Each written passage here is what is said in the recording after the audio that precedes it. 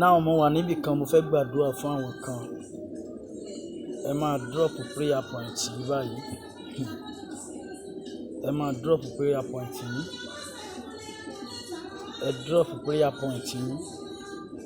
Mo fẹ́ gbàdúrà fún àwọn kan báyìí lórí platform yìí. Ẹ máa drop prayer point yìí. Ẹ máa drop ẹ̀ báyìí. Mi ò fẹ́ kó o fi ra ẹ ṣeré.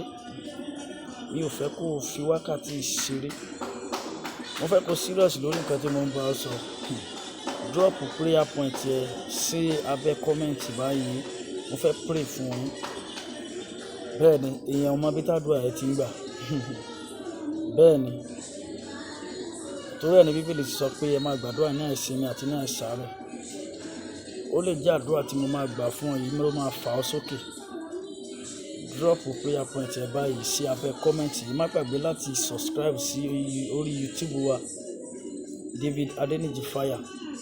So orí page wa yìí náà, orí page Facebook page wa David Adeniji Fire.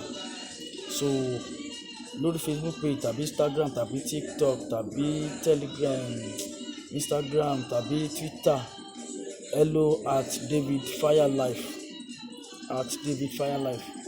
So kẹ́ fi connect pẹ̀lú mi. So ẹ subscribe sórí YouTube channel